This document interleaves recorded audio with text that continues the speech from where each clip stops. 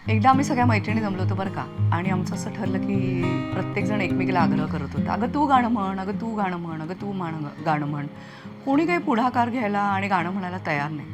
मग मी म्हटलं चला अंताक्षरी खेळूया. कुठल्या गाण्याने सुरुवात करायची? तर नेहमीच आपण अगदी सगळी वेगवेगळी गाणी घेतो. त्याच्याऐवजी माझ्या पटकन डोक्यात आलं ते गाणं म्हणजे ससा तो ससा की कापूस जसा त्याने कासवाशी पैज लाविली.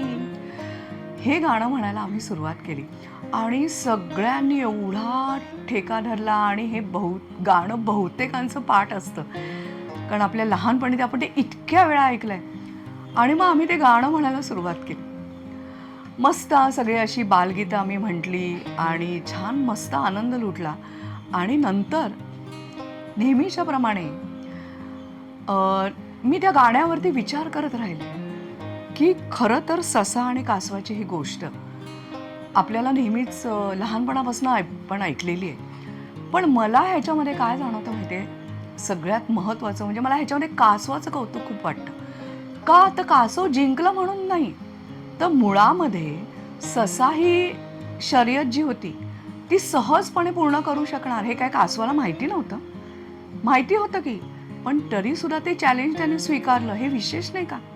म्हणजे मला माहिती आहे की मला ज्याच्याबरोबर लढाई करायची आहे, की माझी ज्याच्याबरोबर स्पर्धा आहे, मग ती व्यवसायातली असेल म्हणा किंवा कुठल्या करिअरमधली असेल, तर तो एकदम चांगला तुल्यबळ आहे आणि तो सहज ही गोष्ट करेल. पण म्हणून मी असं नाही केलं आहे की मी गांगरले, घाबरले, जाऊ दे स्पर्धाच नको असं नाही म्हटलं कासवाने.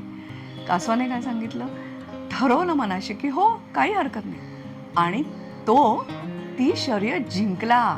का जिंकला?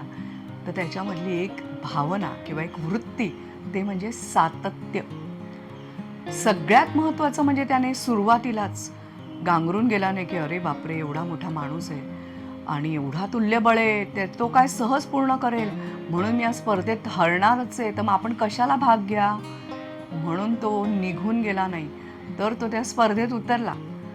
आपल्याला सुद्धा एखाद्या स्पर्धेत, मग कुठलीही असो, आपल्या करिअरमधली असो, बिझनेसमधली असो, अगदी सोसायट्यांमध्ये असणाऱ्या स्पर्धा असो, कुठलीही स्पर्धा असो, जेव्हा आपल्याला त्याच्यामध्ये भाग आपण घेणार असतो तेव्हा आपल्या मनात नाना शंका येतात. मला जमेल का? अरे बापरे ही तर त्याच्यात एक्सपर्ट आहे किंवा हा एकदम एक्सपर्ट आहे, मग मला जमेल की नाही, असं म्हणून आपण स्वतःला मागे खेचतो. पण कासवाने मात्र तसं केलं नाही. बिनधास्तपणे स्वतःवर विश्वास ठेवला आणि तो सशाबरोबर ह्या स्पर्धेमध्ये भाग घ्यायला तयार झाला. मग ससोबा काय, मस्तपैकी खूप धावला धावला धावला. मग इकडे तिकडे बघितलं आणि त्याला असं दिसलं की मस्त हिरवी हिरवी पानं त्याला मिळाली, पाखरांचं गाणं चाललेलं होतं आणि हळूहळू हळू तो तिकडे पेंगुळला.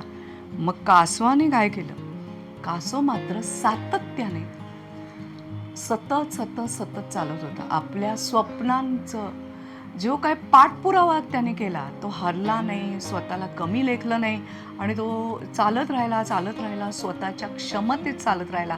स्वतःच्या ज्या काही नैसर्गिक मर्यादा होत्या त्या मर्यादेमध्ये तो चालतच राहिला ती स्पर्धा जिंकण्याकरता. आणि ती स्पर्धा तो जिंकला. कारण काय झालं, सशाला वाटलं कासव काय, त्याला आपण आरामात हरवू, असं करून तो निम्माच्या वरती अंतर पार करून गेला आणि तो तिकडे पेंगुळला. आणि काय झालं, कदाचित अति आत्मविश्वासापोटी तो तिथेच पेंगुळला, थांबला.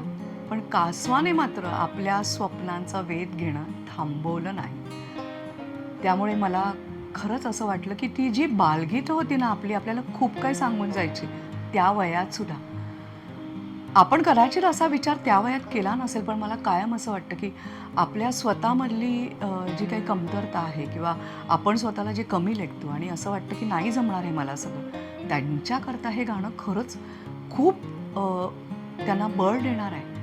कारण सतत जर तुम्ही तुमच्या स्वप्नांच्या मागे धावत राहिलात, सातत्य जर टिकवत राहिलं, तर तुम्हाला कधी ना कधी नक्की यश मिळतं. हेच नसेल ना ह्या सगळ्या गाण्यातनं आपल्याला सांगायचं. मग तुम्हाला आहे की नाही पाठ हे गाणं? असेल तर नक्की मला कमेंट बॉक्समध्ये सांगा. आणि नसेल तर तर तुम्ही हे लहानपणी ऐकलं नाही की काय? आमच्या लहानपणी तर रेडिओवरती हे इतक्या वेळा लागायचं की विशेष काहीही कष्ट न घेता ते सहजपणे पाठ झालं. आणि सगळ्यात गंमत म्हणजे परवा एवढे मोठे झाल्यानंतर ते पुन्हा एकदा संपूर्ण गाणं चालीमध्ये म्हणायला खूप मजा आली. तुम्ही म्हणून बघा, तुम्हाला कसं वाटतंय? धन्यवाद.